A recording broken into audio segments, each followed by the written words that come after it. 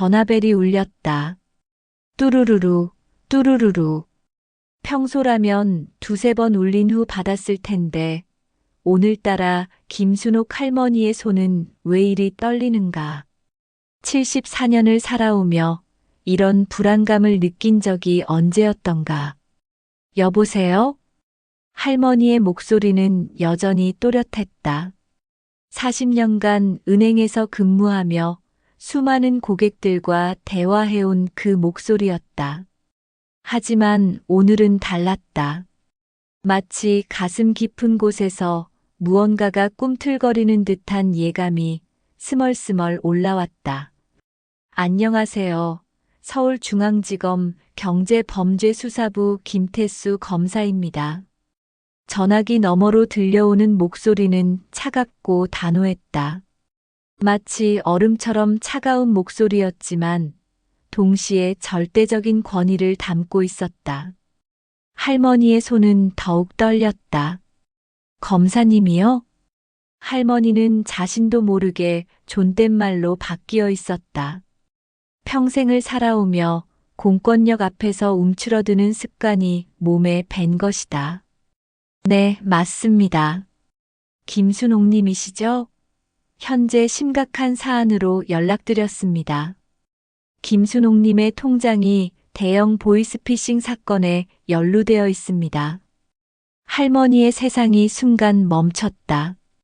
아니, 정확히는 모든 것이 빨리 돌아가기 시작했다. 심장이 쿵쿵거렸고 손바닥에는 식은땀이 흘렀다. 보이스피싱? 그 무서운 사기 범죄에 자신이 연루되었다고? 그게 무슨 말씀이신가요?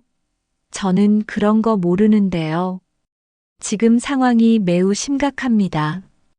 김순옥님 명의로 된 계좌에서 불법 자금이 유입되고 있어요.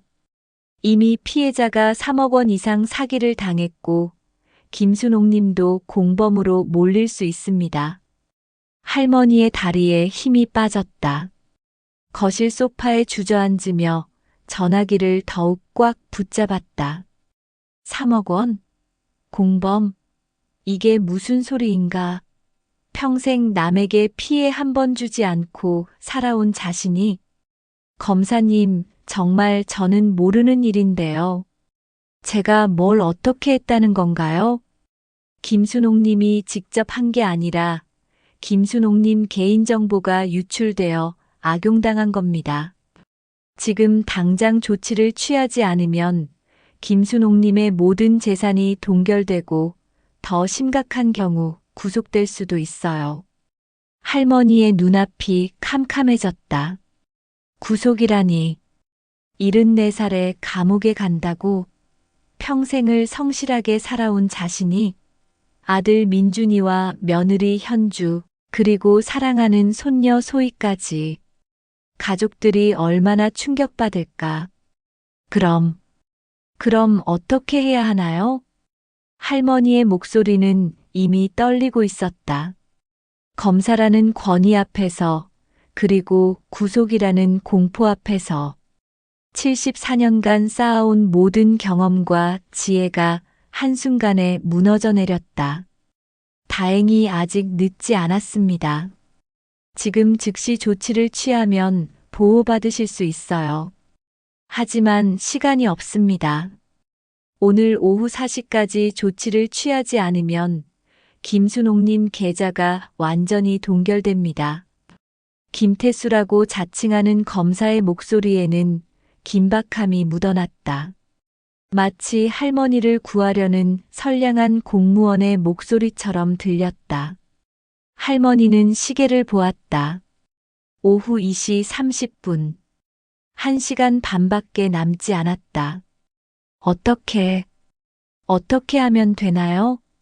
일단 김순옥님의 모든 예금을 안전한 곳으로 이동시켜야 합니다.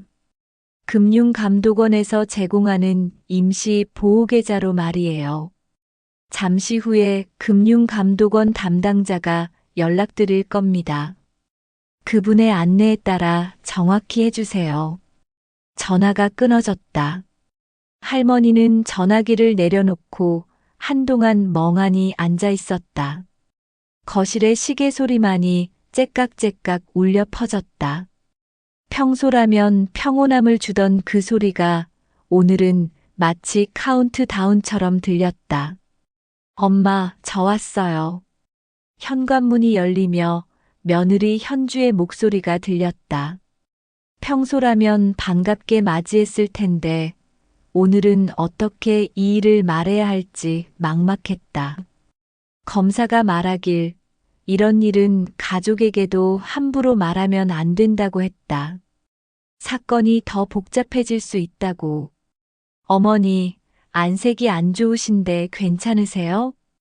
현주는 할머니의 창백한 얼굴을 보며 걱정스러운 표정을 지었다. 할머니는 애써 미소를 지으며 대답했다. 괜찮아. 그냥 좀 피곤해서 그래. 하지만 현주의 예리한 눈은 놓치지 않았다. 시어머니의 손이 미세하게 떨리고 있다는 것을, 그리고 평소와 다른 어색한 표정을. 어머니, 정말 괜찮으세요? 얼굴이 너무 하얘요. 아이고, 괜찮다니까. 그런데 현주야, 너 은행 일 좀 하니? 할머니의 갑작스러운 질문에 현주는 고개를 갸웃했다. 시어머니가 은행 일을 물어보다니.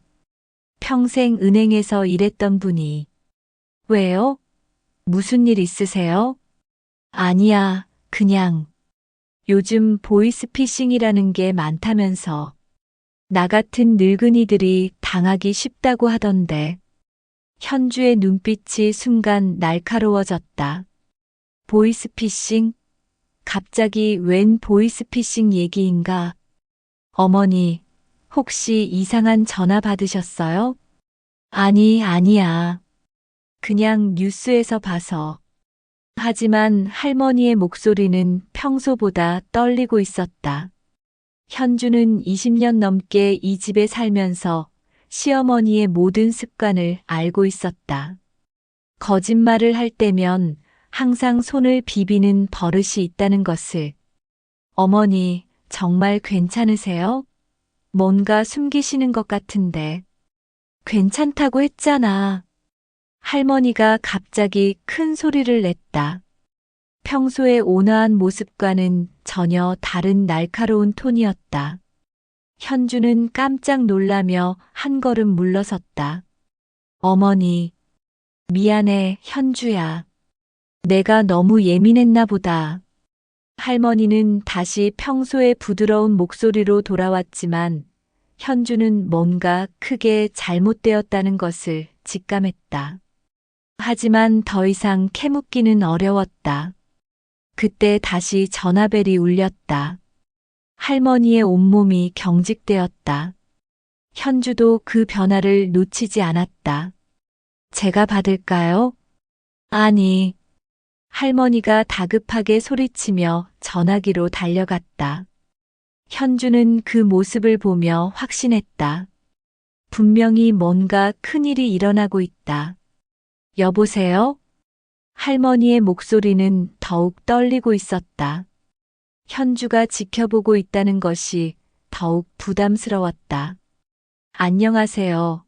금융감독원 금융소비자보호처 이정민 과장입니다. 방금 전 서울중앙지검 김태수 검사님께서 연락하셨죠? 이번에는 여성의 목소리였다. 차분하면서도 신뢰감이 드는 목소리. 마치 오랫동안 공무원 생활을 해온 베테랑의 목소리 같았다. 네, 맞습니다. 김순옥님, 지금 상황이 정말 심각합니다. 김순옥님 명의로 개설된 계좌를 통해 이미 15억 원의 불법 자금이 유통되었어요. 이건 단순한 개인정보 유출 차원을 넘어선 문제입니다. 15억 원? 할머니는 눈앞이 캄캄해졌다. 아까는 3억이라더니 벌써 15억으로 늘어났다고? 그럼 저는 정말 어떻게 되는 건가요? 지금 당장 조치를 취하지 않으면 김순옥님은 금융사기 공범으로 기소될 가능성이 높습니다. 하지만 다행히 김순옥님이 피해자라는 것을 증명할 방법이 있어요. 현주는 할머니의 대화를 들으며 점점 의심을 키워갔다. 금융감독원? 15억 원? 이게 정말 정상적인 상황인가? 어떤 방법인가요? 김순옥님의 모든 예금을 임시로 정부에서 관리하는 보호계좌로 이동시켜야 해요. 그래야 김순옥님이 이 사건과 무관하다는 것을 증명할 수 있습니다. 모든 예금을요? 네, 모든 예금입니다. 그리고 시간이 정말 촉박해요. 오후 4시까지 조치를 완료하지 못하면 김순옥님의 모든 계좌가 영구 동결됩니다. 할머니는 시계를 봤다. 3시 10분 50분밖에 남지 않았다. 그런데 이런 일을 전화로 처리해도 되는 건가요? 김순옥님, 지금은 비상 상황이에요. 평상시라면 당연히 직접 오셔야 하지만 지금은 시간이 없어요. 더 늦으면 정말 늦습니다.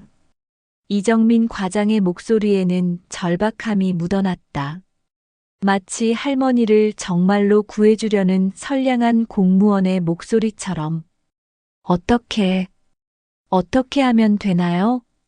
우선 김순옥님의 모든 계좌번호와 비밀번호를 확인해야 해요. 그래야 정부 보호계좌로 안전하게 이체할 수 있거든요. 현주가 더 이상 참을 수 없었다. 할머니에게 다가가서 속삭였다. 어머니, 이거 이상해요. 전화로 계좌번호 불러달라고 하면 절대 안 돼요. 하지만 할머니는 현주를 밀쳐냈다. 잠깐만요, 과장님. 우리 며느리가 뭐라고 하네요. 김순옥님, 지금 이 통화를 누가 듣고 있나요? 이건 기밀사항이에요. 다른 사람이 들으면 안 됩니다. 아, 네. 며느리인데.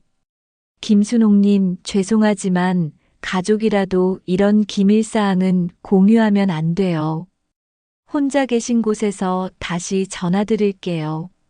10분 후에 연락드릴 테니 혼자 있을 수 있는 곳에서 받아주세요.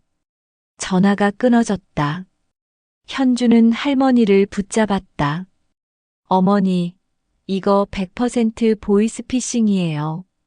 절대로 속으시면 안 돼요.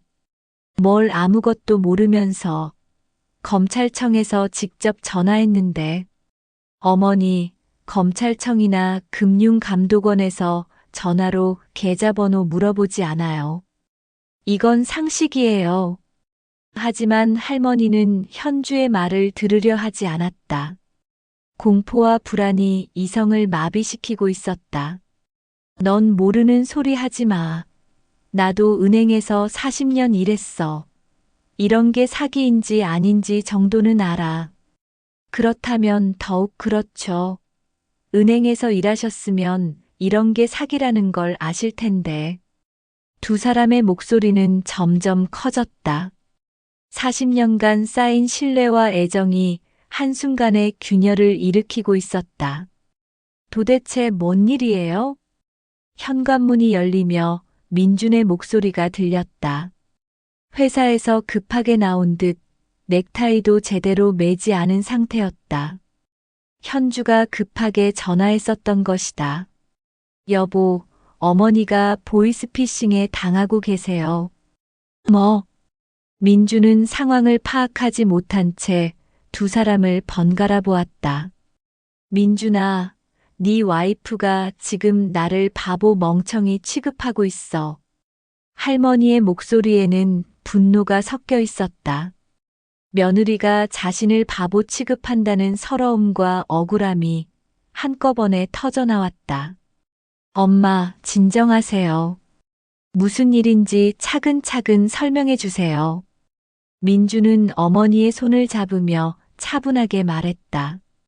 하지만 할머니는 더욱 흥분했다. 검찰청에서 전화 왔어. 내 통장이 보이스피싱 사건에 연루됐다고. 15억 원짜리 사건이라고. 어머니, 그게 바로 보이스피싱이에요. 검찰청에서 그런 전화 안 해요. 현주가 다시 끼어들었지만 할머니는 더욱 화를 냈다. 40년간 은행에서 일한 내가 그것도 모를 줄 알아? 너희들은 아무것도 몰라. 엄마, 잠깐만요. 정확히 어떤 전화가 왔는지 말씀해 주세요. 민준이 중재에 나섰지만 할머니는 이미 감정이 격해진 상태였다. 평생을 존경받으며 살아온 자신이 며느리에게 바보 취급받는다는 생각에 자존심이 크게 상했다. 너희들이 뭘 안다고. 내가 평생 살아온 게 헛산 줄 알아? 그때 다시 전화벨이 울렸다. 할머니는 벌떡 일어나 전화기로 달려갔다. 여보세요? 김순옥님, 이정민입니다. 지금 혼자 계시죠? 네, 혼자 있어요.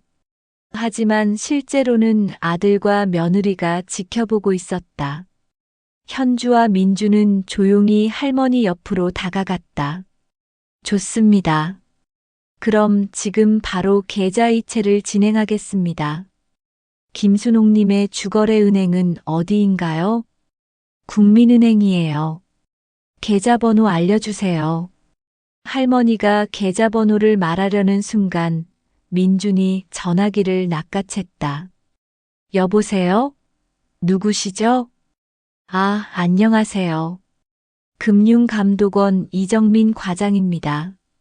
댁의 어머님과 긴급한 업무를 처리하고 있는데요. 금융감독원이요? 신분증 좀 확인할 수 있을까요? 전화기 너머로 잠깐의 침묵이 흘렀다. 그리고 이정민의 목소리가 조금 달라졌다. 죄송합니다만 지금은 비상 상황이라 그런 절차는 생략해야 합니다. 시간이 정말 촉박해요. 비상 상황이라도 공무원이면 신분을 밝히는 게 당연하지 않나요? 선생님, 지금 방해하시면 어머님이 정말 큰일 납니다. 15억 원 사건의 공범으로 몰릴 수 있어요. 민주는 확신했다. 이건 100% 보이스피싱이다. 그럼 직접 만나서 처리하죠. 금융감독원이 어디 있는지 주소 알려주세요. 지금은 시간이 없어서. 시간이 없으면 더욱이 정확한 절차를 밟아야 하는 거 아닌가요? 금융감독원 대표번호로 확인해보고 다시 연락드리겠습니다. 잠깐만요. 그렇게 하시면. 민주는 전화를 끊어버렸다. 할머니는 그 모습을 보며 절망했다. 아이고, 이게 뭐 하는 짓이야. 정말 큰일 났어. 엄마, 이거 진짜 보이스피싱이에요. 금융감독원에서 전화로 계좌번호 물어보지 않아요. 너희들이 뭘 안다고. 내가 감옥에 가면 어떻게 할 거야. 할머니는 울음을 터뜨렸다. 공포와 불안, 그리고 가족들이 자신을 믿어주지 않는다는 서러움이 한꺼번에 밀려왔다. 저녁이 되었다. 할머니는 방에 들어가 문을 잠그고 나오지 않았다. 민준과 현주는 거실에서 걱정스럽게 대화를 나누고 있었다. 여보, 어머니가 너무 충격받으신 것 같아. 당연하죠. 평생 존경받으며 사신 분이 갑자기 사기 공범 취급받으면 기분이 어떨까요? 현주의 목소리에는 미안함이 묻어 있었다. 시어머니를 구하려는 마음이었지만 너무 강하게 반대했나 싶었다. 그래도 다행이야. 진짜 속았으면 큰일 날 뻔했어. 근데 이상해요. 어머니가 평생 은행에서 일하셨는데 이런 걸 못 알아보실 리가 없는데. 민준도 고개를 끄덕였다. 어머니는 평생 금융업에 종사하며 온갖 사기 수법을 다 봐왔던 분이다. 그런데 어떻게 이런 뻔한 사기에 넘어갈 뻔했을까? 아마 나이 드시면서 판단력이 아니에요. 어머니는 아직 정정하세요. 뭔가 다른 이유가 있을 거예요. 그때 할머니 방에서 작은 소리가 들렸다. 전화 통화하는 소리였다. 두 사람은 조용히 귀를 기울였다. 네, 정말 미안해요. 우리 아들이 그만. 할머니가 누군가와 통화하고 있었다. 민준과 현주는 서로를 바라보며 놀랐다. 혹시 또 그 사람들 전화? 민준이 방문을 두드렸다. 엄마, 괜찮으세요? 괜찮아. 그냥 친구한테 전화했어. 하지만 할머니의 목소리는 떨리고 있었다. 민주는 문고리를 돌렸지만 잠겨 있었다. 엄마, 문 열어주세요. 됐어. 그냥 가. 할머니의 목소리는 차갑고 단호했다. 평생 이런 톤으로 말하는 걸 들어본 적이 없었다. 민준과 현주는 거실로 돌아왔다. 하지만 마음이 편치 않았다. 할머니가 또 그 사기꾼들과 연락하고 있는 것은 아닐까? 밤 11시가 넘었지만 집안은 조용하지 않았다. 할머니 방에서는 여전히 작은 통화 소리가 들렸고 민준과 현주는 잠들 수 없었다. 여보, 어머니 방에 가서 확인해 볼까요? 그래, 이상해. 이 시간에 누구랑 그렇게 오래 통화하시겠어? 두 사람이 할머니 방문 앞에 섰을 때 안에서 들려오는 할머니의 목소리가 더욱 선명해졌다. 제발, 제발요. 내가 뭘 어떻게 해야 하나요? 할머니의 목소리는 울음에 젖어 있었다. 민준의 심장이 쿵쾅거렸다. 분명히 또 그 사기꾼들이다. 엄마. 민준이 문을 강하게 두드렸다. 엄마, 문 열어주세요. 또 그 사람들 전화죠? 가라고. 할머니가 소리쳤다. 하지만 통화는 계속되고 있었다. 아니에요, 과장님. 우리 아들이 그냥. 죄송해요. 민주는 더 이상 참을 수 없었다. 어깨로 문을 밀어젖혔다. 오래된 문고리가 부서지며 문이 열렸다. 할머니는 침대에 앉아 전화기를 붙잡고 있었다. 얼굴은 눈물 범벅이었고 손은 심하게 떨리고 있었다. 전화 끊으세요, 엄마. 민준이 전화기를 빼앗으려 했지만 할머니는 필사적으로 붙잡았다. 안 돼. 내가 감옥에 가. 15억 원이라고 했어. 엄마, 그게 거짓말이라고요. 사기꾼들이에요. 아니야. 검찰청에서 직접 전화했다고. 가족 간의 실랑이가 벌어지는 동안 전화기 너머로 들려오는 목소리가 더욱 급박해졌다. 김순옥님, 김순옥님. 지금 방해받고 계시나요? 정말 마지막 기회예요. 민준이 결국 전화기를 빼앗았다. 야, 이 사기꾼들아. 우리 어머니한테 그만 전화해. 선생님, 지금 방해하시면 정말 큰일 납니다. 어머님이 감옥에 가실 수도 있어요. 감옥에 갈 사람은 너희들이야. 사기죄로. 민준이 전화를 끊어버렸다. 할머니는 그 모습을 보며 절망에 빠졌다. 아이고, 이제 정말 끝났다. 내가 감옥에 가는구나. 할머니는 침대에 주저앉아 울기 시작했다. 74년을 살아오며 이렇게 절망적이었던 적은 없었다. 가족들은 자신을 믿어주지 않고 검찰청에서는 감옥에 간다고 하고 엄마, 정말 괜찮아요. 그 사람들이 거짓말하는 거예요. 현주가 다가가 할머니의 어깨를 감쌌다. 하지만 할머니는 현주를 밀쳐냈다. 내가 바보인 줄 아냐?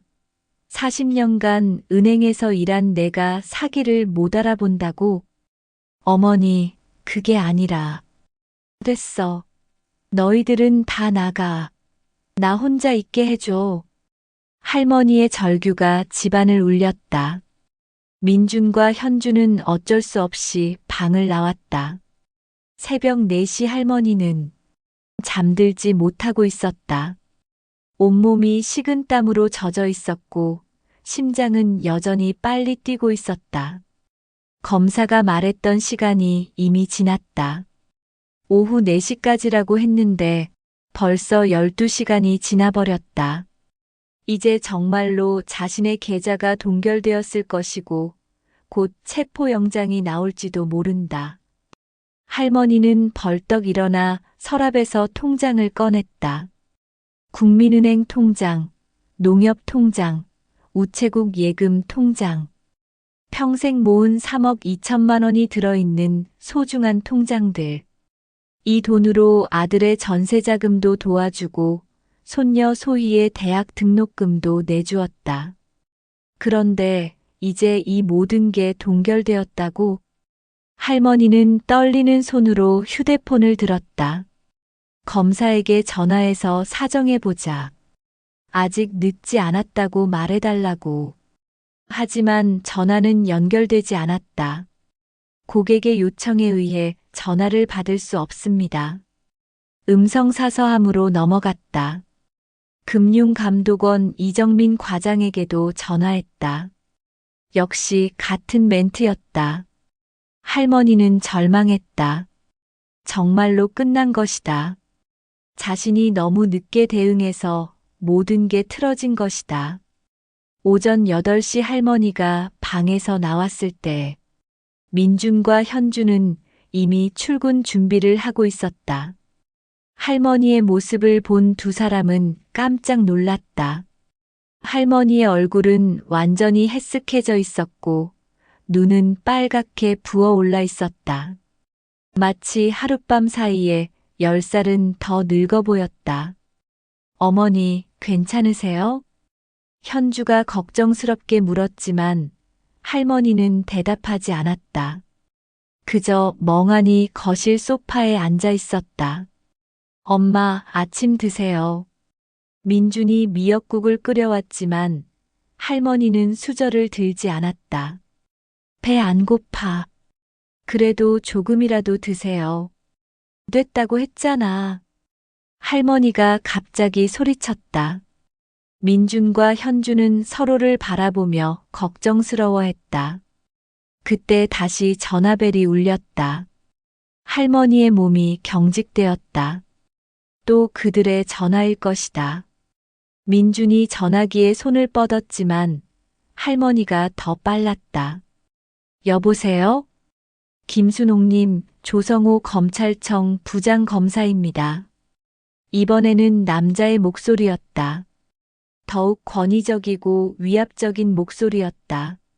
할머니는 더욱 위축되었다. 부장검사님?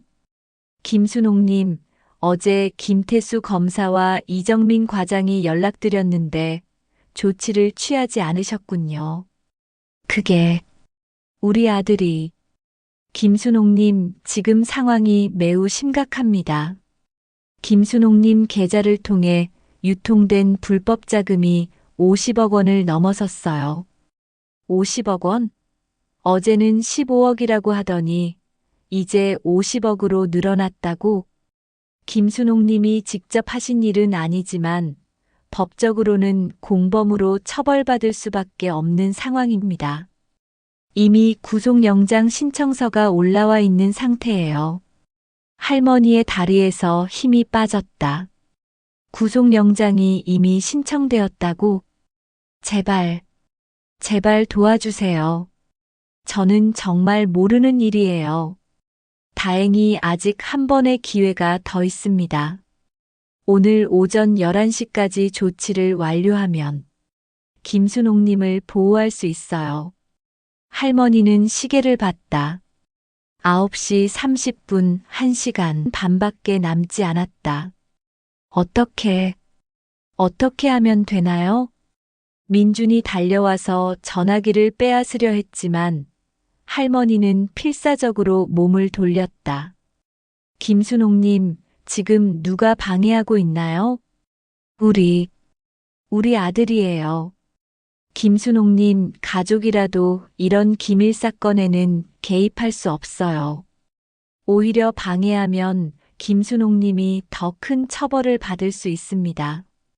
조성호 부장검사의 목소리는 더욱 엄중해졌다. 아들분께 전화를 바꿔주세요. 할머니는 떨리는 손으로 민준에게 전화기를 내밀었다. 여보세요? 안녕하세요. 서울중앙지검 조성호 부장검사입니다. 지금 어머님과 관련된 중대한 금융범죄 사건을 담당하고 있습니다. 부장검사님, 저희는 이 일이 보이스피싱이라고 생각하는데요. 보이스피싱이요? 하하. 조성호가 비웃듯 웃었다. 아드님, 보이스피싱범들이 구체적인 계좌번호와 거래 내역을 알고 있을까요? 저희는 어머님의 국민은행 계좌 35521 0148-257 계좌에서 지난 3일간 총 47건의 의심 거래가 발생했다는 구체적인 증거를 가지고 있습니다. 민주는 깜짝 놀랐다. 어머니의 계좌번호를 정확히 알고 있다니. 그리고 어머님의 계좌에서 출금된 돈이 김태영, 박미숙, 최영호 등 17명의 피해자 계좌에서 나온 사기금이라는 것도 확인되었습니다. 너무나 구체적인 정보들이었다. 민주는 혼란스러워졌다. 정말 보이스피싱이라면 이렇게 정확한 정보를 어떻게 알 수 있을까? 아드님, 지금 어머님을 구할 마지막 기회입니다. 더 이상 방해하지 마시고 어머님이 조치를 취할 수 있도록 도와주세요. 민주는 망설였다.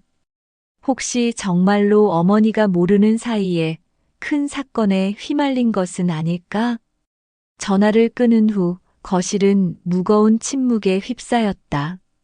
할머니는 민준을 원망스럽게 바라봤고 민준은 혼란스러워했다.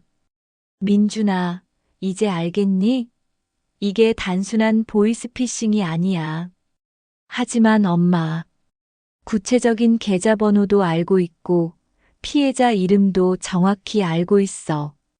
이게 사기라면 어떻게 이런 정보를 알 수 있겠어? 현주가 끼어들었다. 어머니, 요즘 보이스피싱은 개인정보를 다 털어서 해요. 계좌번호 정도는 쉽게 알아낼 수 있어요. 넌 정말 모르는구나. 피해자 명단까지 구체적으로 알고 있는데 그게 사기라고? 할머니는 더욱 확신에 차 있었다. 검찰청에서 말한 정보들이 너무나 구체적이었기 때문이다. 엄마, 그래도 한 번 더 확인해 봐요. 검찰청에 직접 전화해서. 시간이 없다고 했잖아. 11시까지라고 했어. 할머니가 시계를 보며 다급해했다. 10시 20분. 40분밖에 남지 않았다. 그때 다시 전화가 왔다. 할머니가 받았다. 김순옥님, 이정민 과장입니다. 부장검사님과 통화하셨죠? 네, 했어요. 시간이 정말 촉박합니다. 지금 바로 은행에 가셔서 모든 예금을 정부 보호계좌로 이체해 주세요. 은행에 직접 가면 되는 건가요? 네, 하지만 은행 직원에게는 절대 이 일을 말씀하시면 안 돼요. 이건 기밀 사건이거든요. 그냥 돈을 인출하고 싶다고만 하세요. 할머니는 고개를 끄덕였다. 역시 정부기관이니까 제대로 된 절차를 안내해 주는구나. 어떤 계좌로 이체하면 되나요? 잠시만요. 정부 보호계좌 번호를 확인해 드릴게요. 국민은행 267890356241 예금주는 금융감독원 보호계좌입니다.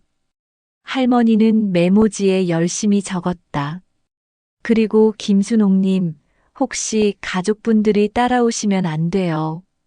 이건 당사자만 처리할 수 있는 일이에요. 네, 알겠어요. 전화를 끊고 할머니는 서둘러 외출 준비를 했다. 민준과 현주는 그 모습을 걱정스럽게 바라봤다. 엄마, 어디 가세요? 은행에 가야 해. 11시까지 처리해야 한다고 했어. 엄마, 저도 따라갈게요. 안 돼. 혼자 가야 한다고 했어. 할머니는 단호하게 거절했다. 민주는 어머니를 붙잡으려 했지만 할머니는 이미 현관문을 향해 걸어가고 있었다. 엄마, 정말 위험해요. 위험한 건 너희들이 방해하는 거야. 나 혼자 처리할 수 있어. 할머니는 문을 쾅 닫고 나가버렸다. 민준과 현주는 서로를 바라보며 절망했다. 여보, 어떻게 하죠? 따라가자. 멀리서라도 지켜보자. 오전 10시 50분. 할머니는 국민은행 지점에 도착했다.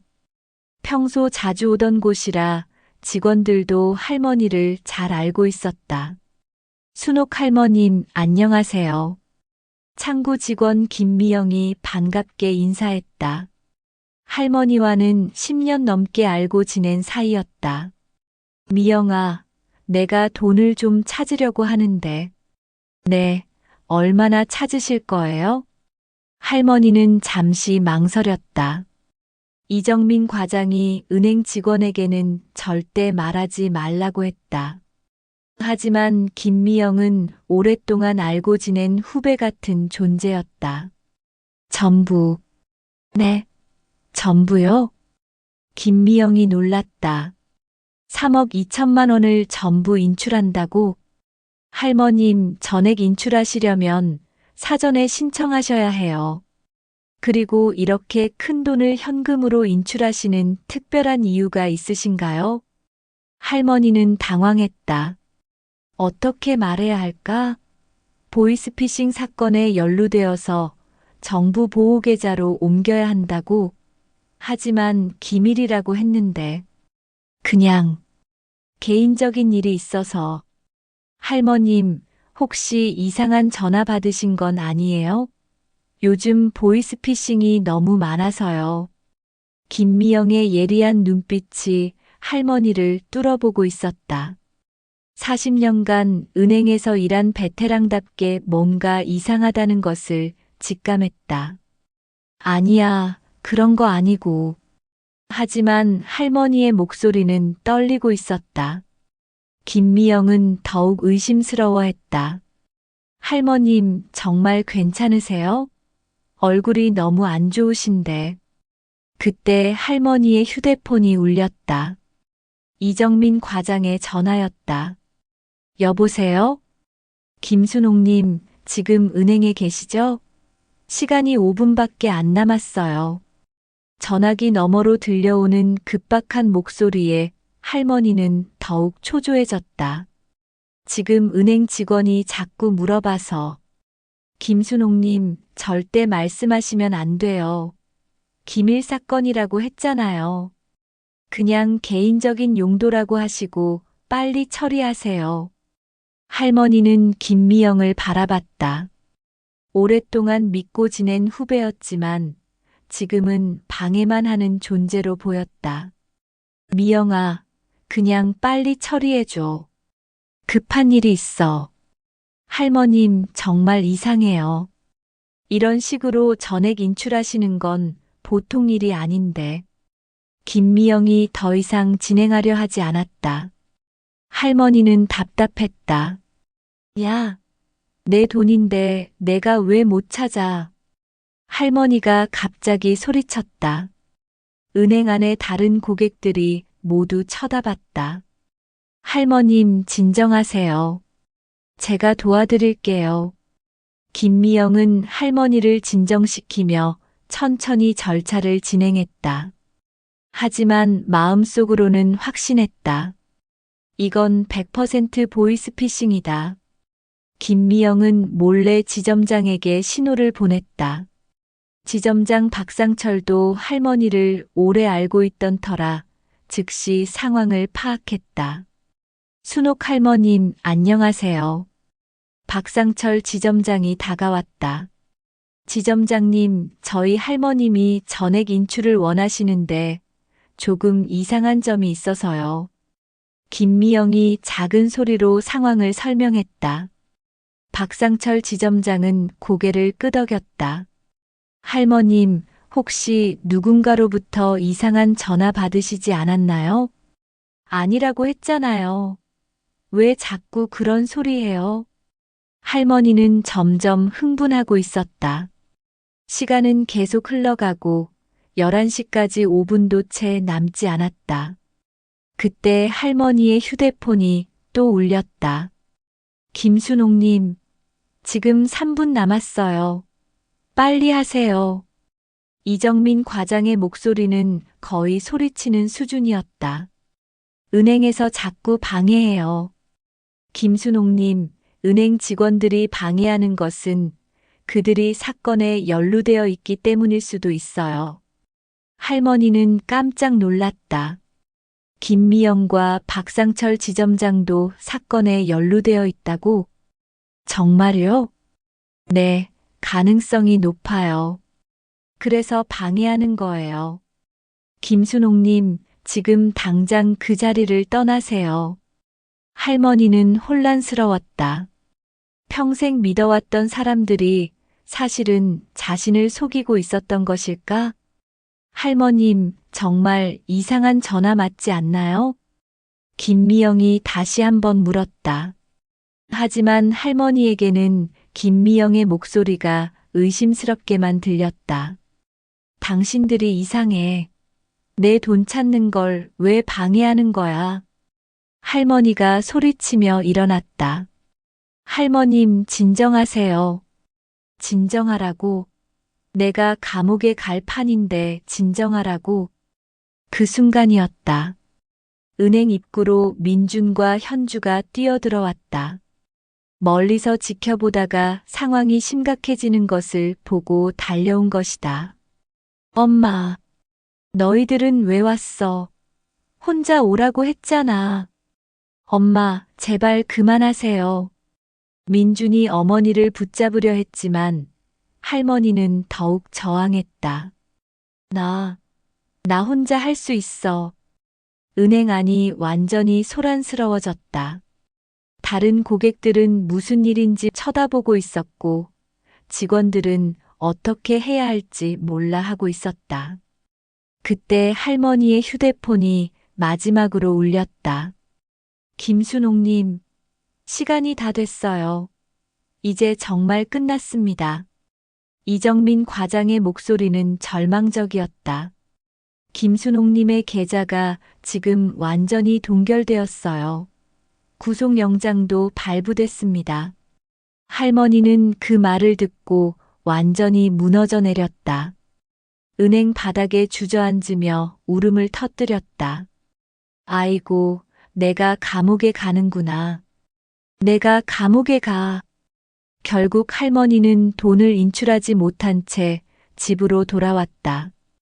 민준과 현주가 억지로 모시고 온 것이다. 할머니는 거실 소파에 앉아 멍하니 허공을 바라보고 있었다. 엄마, 물 한 잔 드세요. 현주가 찬물을 가져왔지만 할머니는 반응이 없었다. 마치 영혼이 빠진 사람처럼 보였다. 엄마, 정말 괜찮아요. 그 사람들이 거짓말한 거예요. 민준이 어머니의 손을 잡으며 다독였지만 할머니는 고개를 저었다. 아니야. 이미 늦었어. 구속영장이 나왔다고 했어. 엄마, 그런 일 없어요. 검찰청에 확인해 봤는데 그런 사건 접수된 거 없다고 했어요. 민준이 오전에 직접 검찰청에 전화해서 확인한 결과였다. 김순옥이라는 이름으로 접수된 보이스피싱 관련 사건은 없다고 명확히 답변받았다. 정말? 할머니의 눈에 희미한 희망의 빛이 돌았다. 네, 정말이에요. 그리고 금융감독원에도 확인해 봤는데 이정민이라는 과장은 없다고 했어요. 그럼 정말 사기였던 거야? 할머니는 여전히 반신반의했다. 그렇게 구체적이고 정확한 정보를 어떻게 사기꾼들이 알 수 있었을까? 엄마, 요즘 보이스피싱은 정말 교묘해요. 개인정보를 다 털어서 진짜처럼 속여요. 현주가 설명했지만 할머니는 여전히 의심스러웠다. 그날 저녁 할머니는 혼자 방에서 곰곰이 생각해 봤다. 정말로 자신이 사기를 당한 것일까? 아들과 며느리 말이 맞는 것일까? 차근차근 생각해 보니 이상한 점들이 하나둘 떠올랐다. 첫째, 검찰청에서 전화로 이런 기밀사항을 처리한다는 것이 말이 되나? 평생 은행에서 일하며 공무원들과 수없이 업무를 봤는데 그들은 항상 공식적인 절차를 중요시했다. 둘째, 계좌번호를 전화로 알려달라고 하는 것도 이상했다. 정부기관이라면 이미 모든 정보를 파악하고 있을 텐데 왜 굳이 물어볼까? 셋째, 가족들에게 비밀로 하라고 한 것도 수상했다. 정당한 일이라면 왜 숨겨야 할까? 할머니는 점점 확신을 가지게 되었다. 정말로 자신이 보이스피싱에 당할 뻔했던 것이다. 하지만 동시에 분노가 치밀어 올랐다. 자신을 이렇게 우롱하고 가족들과 갈등하게 만들고 평생의 자존심을 짓밟은 그 사기꾼들이 용서될 수 없었다. 할머니는 서랍에서 오래된 수첩을 꺼냈다. 40년간 은행에서 일하며 정리해둔 각종 금융 관련 자료들이 빼곡히 적혀 있었다. 그 중에는 보이스피싱과 관련된 수법들도 포함되어 있었다. 평생 이런 사기를 당하지 않으려고 그리고 고객들에게 조언해 주려고 공부했던 자료들이었다. 그런데 막상 자신이 당해보니 얼마나 교묘한 수법인지 깨달았다. 하지만 이제는 달랐다. 냉정을 되찾은 지금 할머니에게는 40년간 쌓인 금융 전문 지식이 있었다. 그리고 무엇보다 그들에 대한 분노가 있었다. 이 나쁜 놈들아, 나를 우습게 본 죄를 톡톡히 치르게 해주마. 할머니의 눈에 결의가 서렸다. 단순히 당하고만 있을 할머니가 아니었다.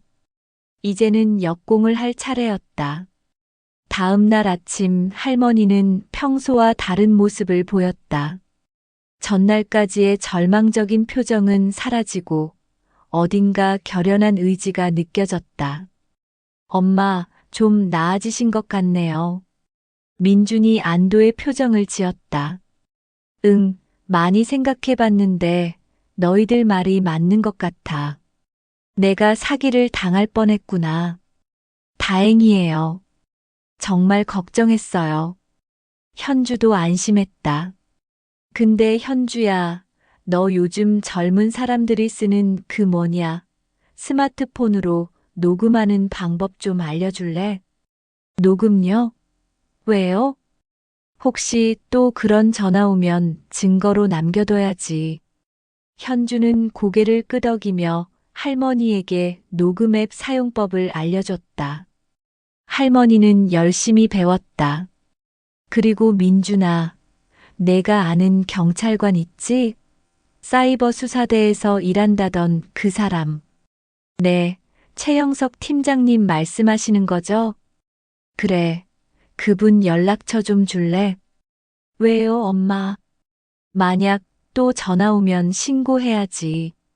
민주는 어머니가 적극적으로 대응하려는 모습에 기특해했다.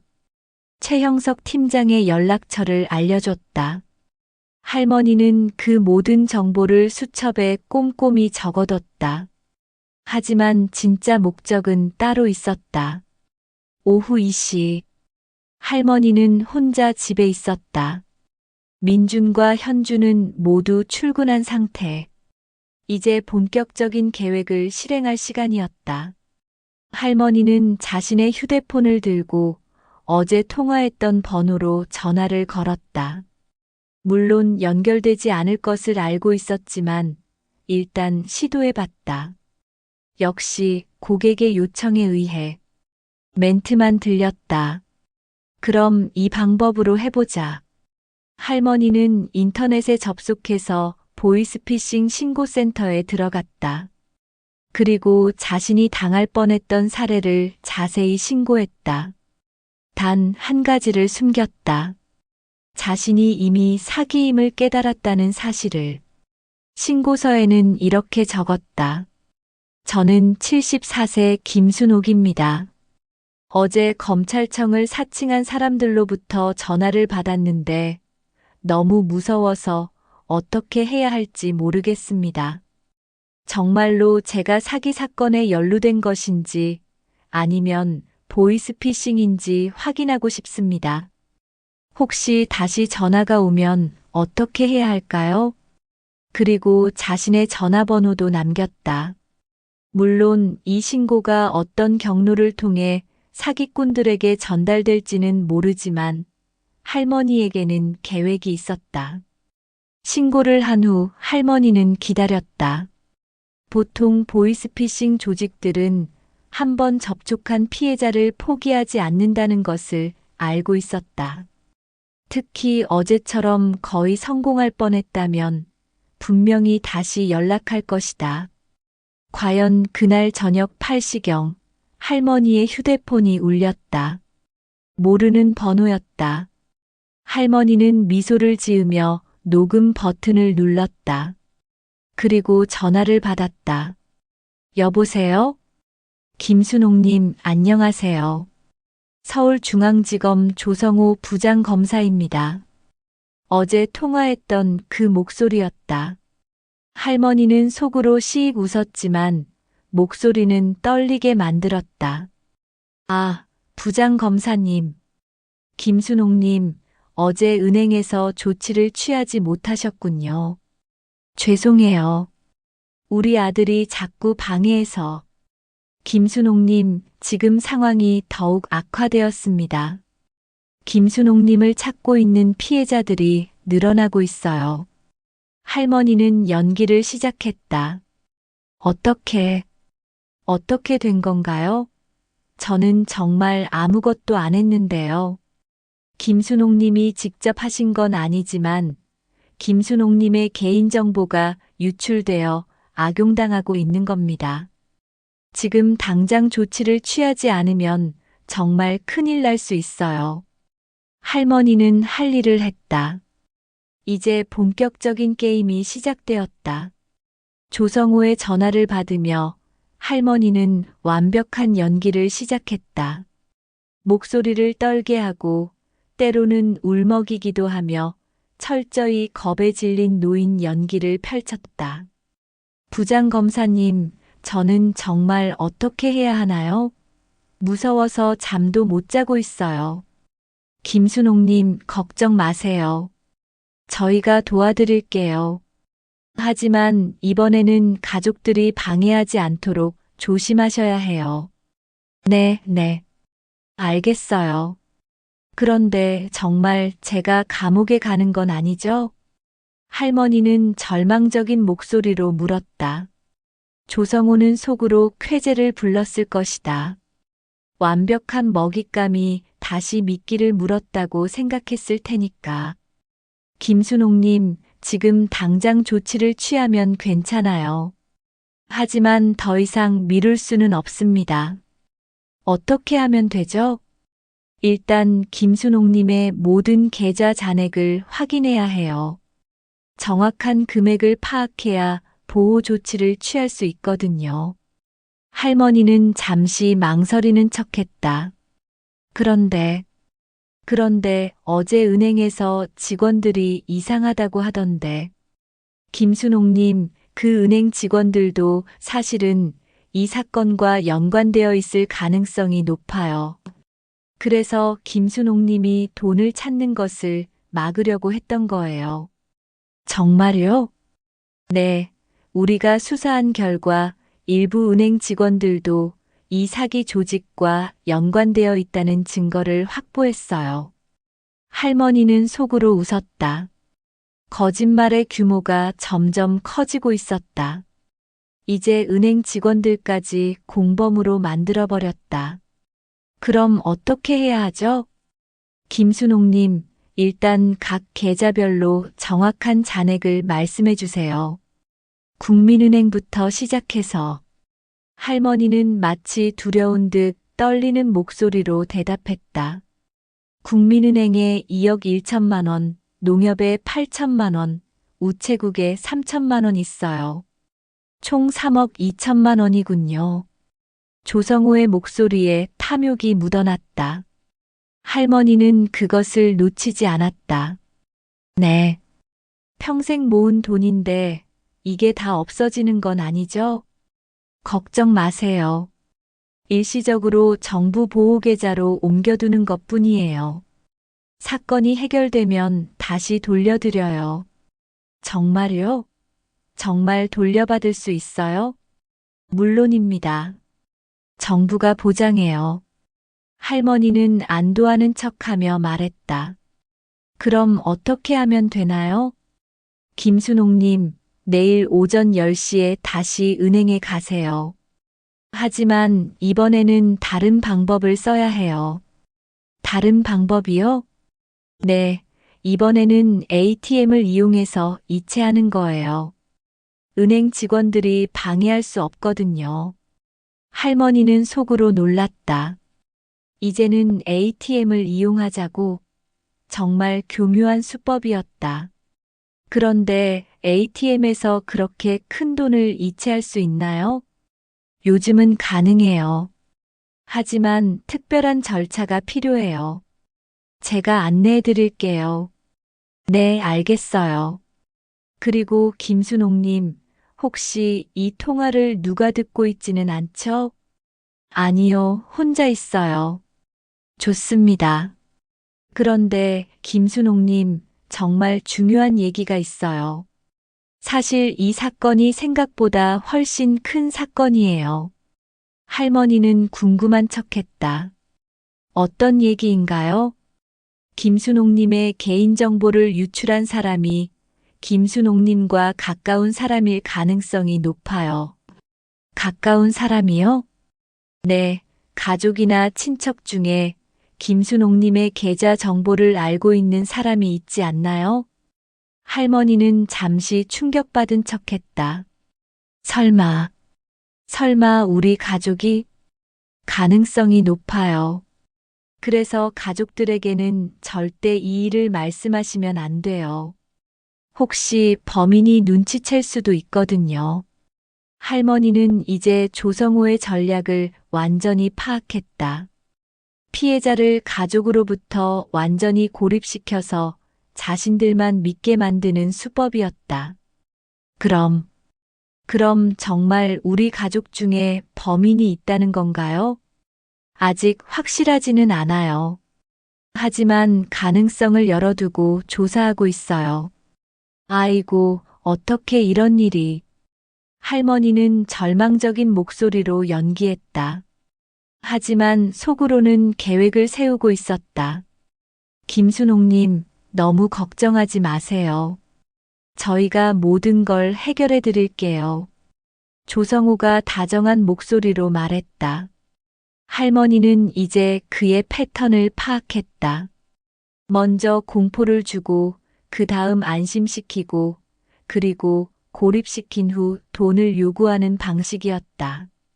부장검사님, 정말 고맙습니다. 그런데 혹시 제가 부장검사님께 직접 만나뵐 수는 없을까요? 왜 갑자기 그런 말씀을? 조성호의 목소리에 경계심이 묻어났다. 너무 무서워서요. 전화로만 얘기하니까 실감이 안 나고, 정말 부장검사님이 맞는지도 확인하고 싶고요. 김순옥님, 지금은 비상 상황이라 직접 만날 수 없어요. 사건 수사 중이거든요. 그럼 검찰청에 제가 찾아가면 안 될까요? 아니요, 절대 안 돼요. 지금 검찰청에는 언론들이 몰려 있어요. 김순옥 님이 오시면 기자들에게 노출될 수 있어요. 할머니는 빙그레 웃었다. 핑계가 점점 궁색해지고 있었다. 아, 그렇군요. 그럼 어쩔 수 없네요. 네, 이해해 주셔서 고마워요. 그런데 김순옥님, 한 가지 더 확인할 게 있어요. 뭘 확인하시려고요? 김순옥님의 신분을 정확히 확인해야 해요. 주민등록번호 뒷자리를 알려주시겠어요?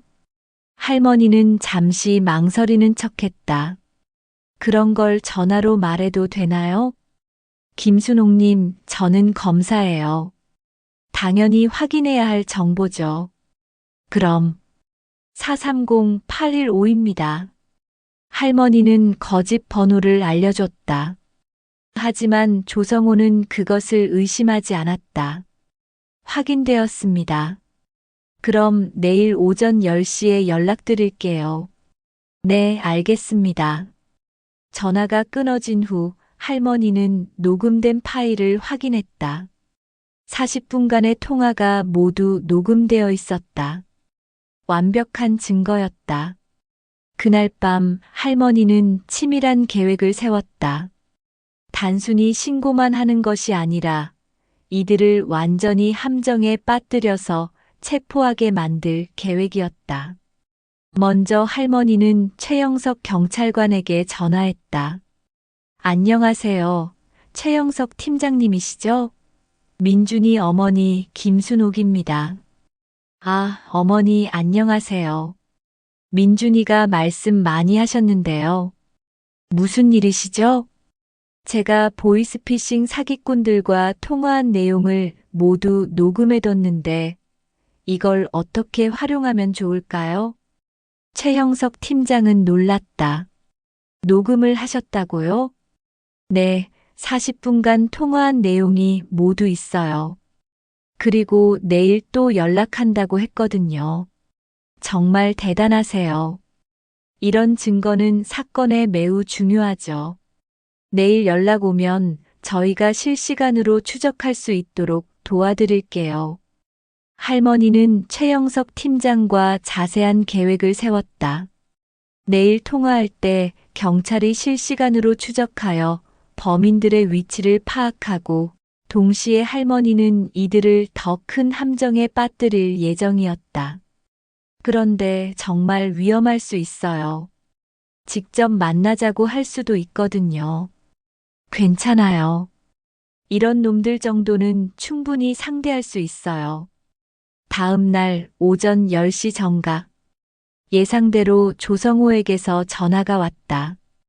이번에는 경찰이 실시간으로 추적하고 있었고 할머니도 녹음을 시작했다. 김순옥님, 안녕하세요. 준비되셨죠? 네, 그치만 너무 무서워서 잠을 못 잤어요. 할머니는 완벽한 연기를 시작했다. 김순옥님, 걱정 마세요. 오늘만 넘기면 모든 게 해결돼요. 정말요? 물론입니다. 지금 ATM 앞에 계시죠? 네, 국민은행 ATM 앞에 있어요. 사실 할머니는 집에 있었다. 하지만 조성호는 그것을 알 리 없었다. 좋습니다. 그럼 ATM에 카드를 넣고 메뉴에서 계좌이체를 선택하세요. 네, 했어요. 이제 받는 분 계좌번호를 입력하세요. 267890356241입니다. 할머니는 메모하는 척하며 그 계좌번호를 받아 적었다.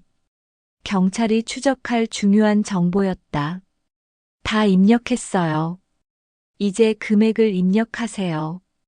일단 1억 원부터 해보죠. 1억 원이요? 그렇게 많은 돈을.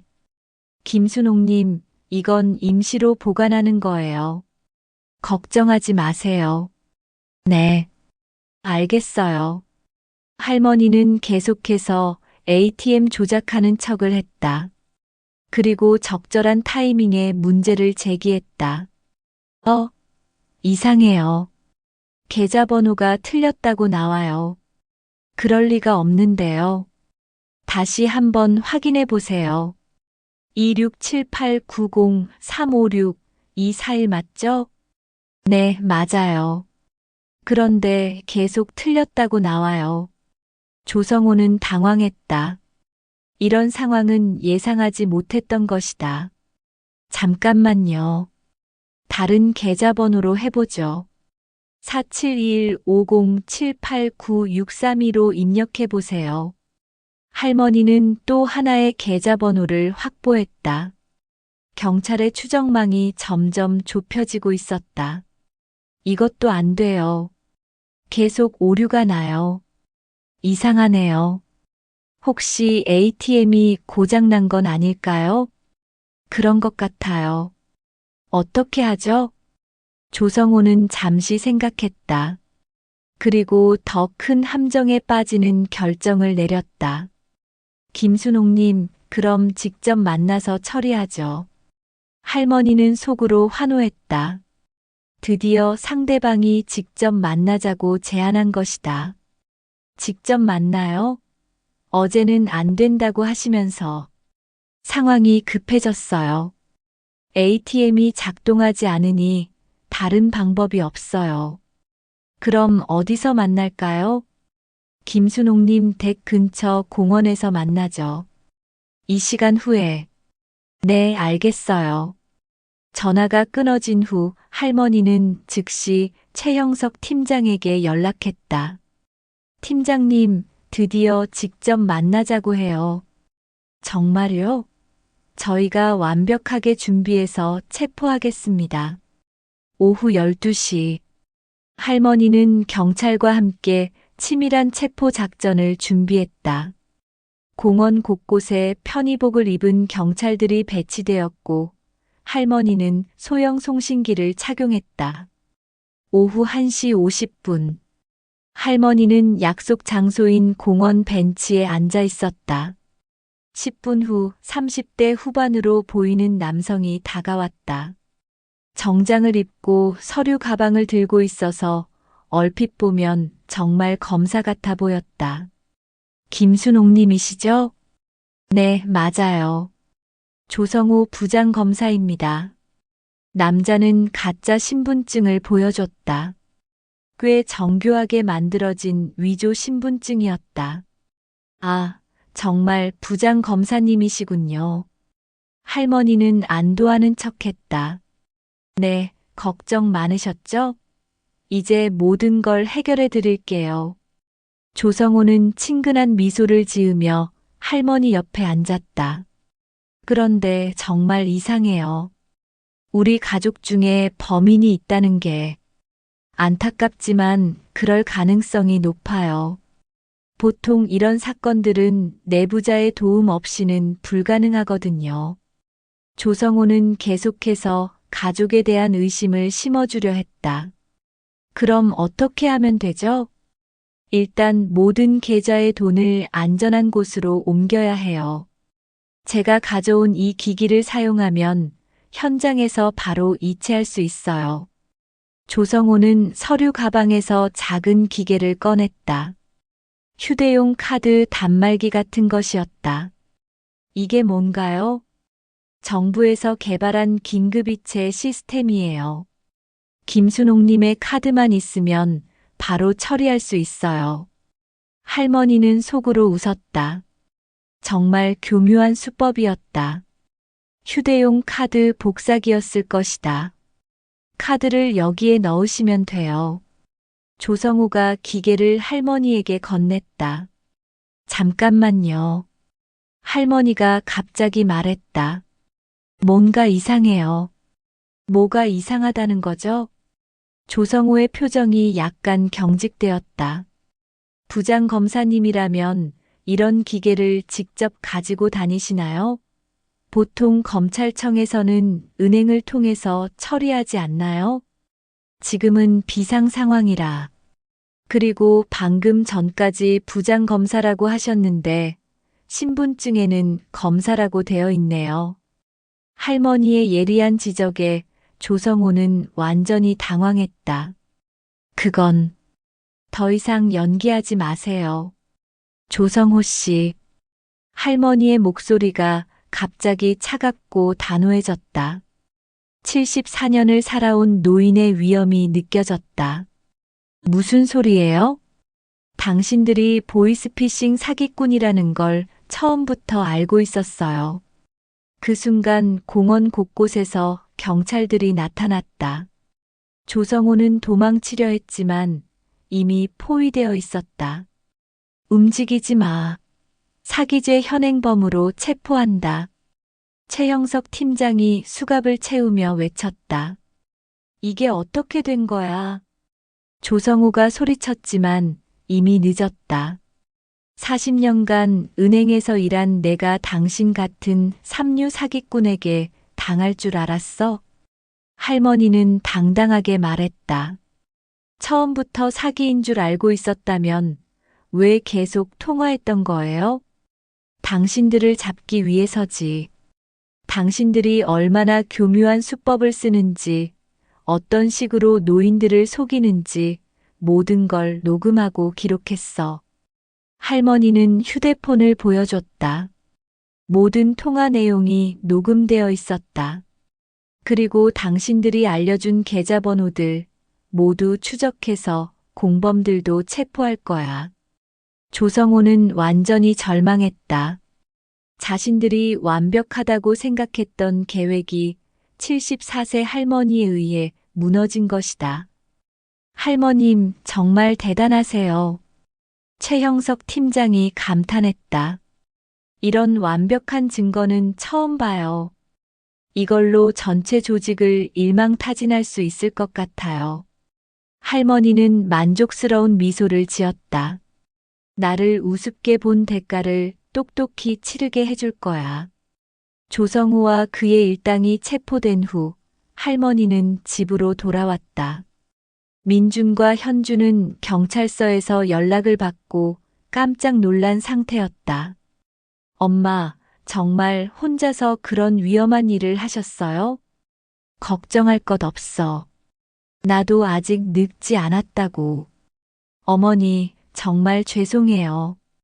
제가 어머니를 너무 무시했나 봐요. 현주가 고개를 숙이며 사과했다. 뭘 사과해. 너희들이 나를 걱정해준 마음은 알고 있어. 다만 나를 너무 무력한 노인으로만 보지는 말아줘. 할머니는 며느리의 손을 잡으며 말했다. 40년간 은행에서 일하면서 쌓은 경험이 헛된 게 아니야. 이런 사기꾼들 정도는 충분히 상대할 수 있어. 엄마, 정말 자랑스러워요. 민준이 어머니를 꼭 안았다. 그런데 처음에 왜 진짜로 믿으신 척 하셨어요? 현주가 궁금해했다. 처음에는 정말로 당할 뻔했어. 너무 교묘하더라고. 하지만 하룻밤 생각해 보니까 이상한 점들이 너무 많았어. 할머니는 그날 밤의 일들을 자세히 설명했다. 그래서 이놈들을 제대로 혼내주기로 결심한 거야. 나 같은 노인들을 우롱하고 평생 모은 돈을 훔치려는 나쁜 놈들을 그냥 둘 수는 없었거든. 그날 저녁 대학에서 돌아온 손녀 소희는 할머니의 이야기를 듣고 깜짝 놀랐다. 할머니, 진짜 대박이에요. 완전 히어로잖아요. 뭔 히어로야. 그냥 나쁜 놈들 혼내준 거지. 할머니는 겸손하게 말했지만 손녀의 반응에 기뻐하고 있었다. 할머니의 이야기는 곧 언론을 통해 알려졌다. 74세 할머니, 보이스피싱 사기단 검거의 결정적 역할이라는 제목으로 뉴스에 나왔다. 많은 사람들이 할머니의 용기와 지혜에 감탄했다. 특히 같은 나이대의 어르신들은 큰 용기를 얻었다고 했다. 별거 아니야. 누구든 할 수 있는 일이었어. 할머니는 겸손하게 대답했지만 마음속으로는 뿌듯했다. 경찰서에서는 할머니에게 감사장을 전달했다. 김순옥 할머님의 도움으로 총 12명의 보이스피싱 조직원을 검거할 수 있었습니다. 그리고 73명의 피해자가 총 15억 원의 피해금을 되찾을 수 있게 되었어요. 최형석 팀장이 감사의 인사를 전했다. 정말 대단한 일을 해내셨어요. 할머님이 제공해 주신 녹음 파일과 계좌 정보 덕분에 전국에 퍼져 있던 조직원들을 모두 잡을 수 있었습니다. 할머니는 그 말을 듣고 깊은 만족감을 느꼈다. 73명의 피해자들이 돈을 되찾는다니. 자신의 용기가 많은 사람들에게 도움이 되었다는 것이 가장 기뻤다. 엄마, 정말 대단해요. 처음엔 보이스피싱에 당할 뻔하셨는데, 이제는 전국적으로 사기꾼들이 무서워하는 분이 되셨어요. 민준의 말에 모든 가족이 웃었다. 진정한 정의는 나이와 상관없이 올바른 마음가짐을 가진 사람에게서 나온다는 것을 김순옥 할머니가 온몸으로 증명해 보인 것이었다.